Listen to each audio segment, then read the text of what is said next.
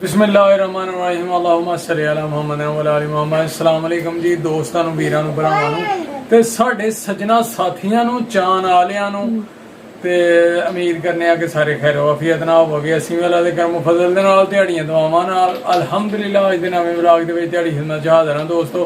ते अज दा व्लॉग करने आ स्टार्ट ते अज दे व्लॉग च बहुत ज़्यादा मज़ा आने वाला है तुहानूं, ठीक है।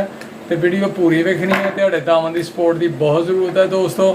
ते चलो अज करने आ फिर नवां ते नवीं वीडियो जनाब, तुहानूं अज विखाने आ जनाब ते तुहाडे नाल करने आ शेयर। ते दोस्तों देखो फिर वीडियो साडी अज मुकम्मल व्लॉग ते अपनियां मुहब्बतां दा इजहार करो साडे नाल, ठीक है। फिर करिए स्टार्ट। नवाओ इनू कट्ठे नूं, ਇਹਦੇ ਚ ਵੜੋ ਨੇ ਇਹਦੇ ਪਾਣੀ ਦੇ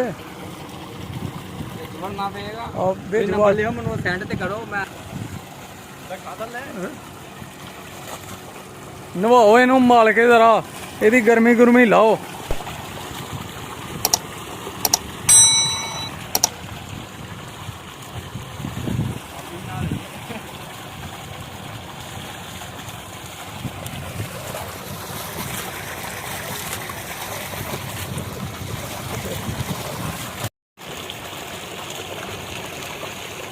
ਛਾਵੇਂ ਰੱਖਿਆ ਯਾਰ, ਗਰਮੀ ਬੜੀ ਆ।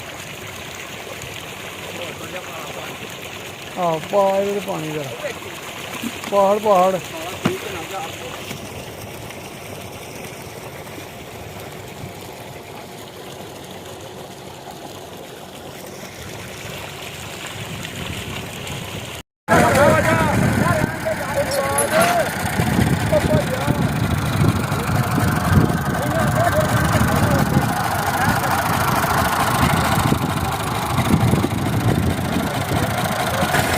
लो जी गड्डी फस गई है, ट्रैक्टर उल्टन दिया था तो दूसरा ट्रैक्टर उन्होंने लगा जी खिंचन।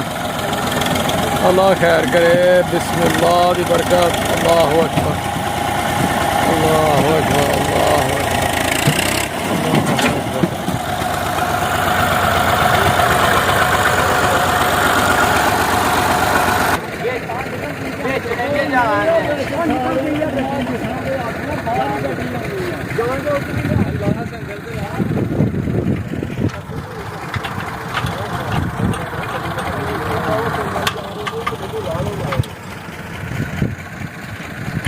कोई आखे ना उन्हें मान ली भी होती है। लिया गड्डी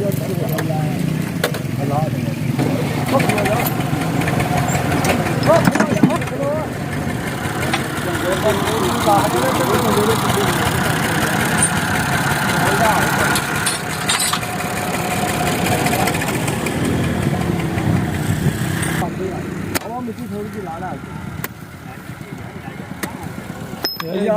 रिस्की बना लाभ लो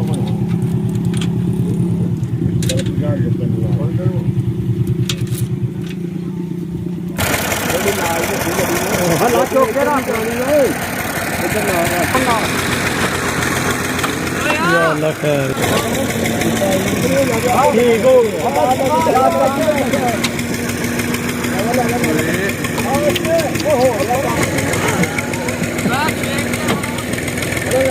वो आप ही मुड़ गई है गड्डी। या अल्लाह खैर, या अल्लाह खैर।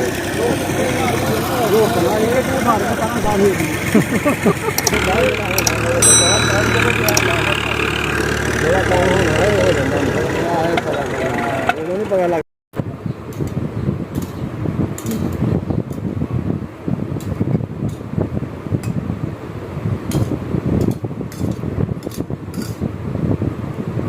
नहीं हैगा।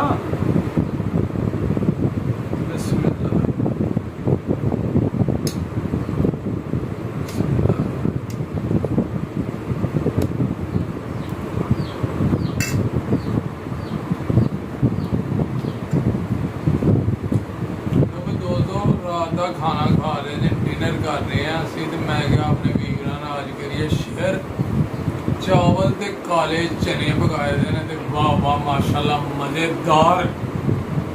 ਕਹਿੰਦੇ ਨੇ ਕਿ ਕਾਲੇ ਚਨਿਆਂ 'ਚ ਤਾਕਤ ਹੀ ਬੜੀ ਹੁੰਦੀ ਹੈ, ਲੇਲੇ ਦੇ ਗੋਸ਼ਤ ਜਿੰਨੀ ਤਾਕਤ ਹੁੰਦੀ ਜਦੋਂ।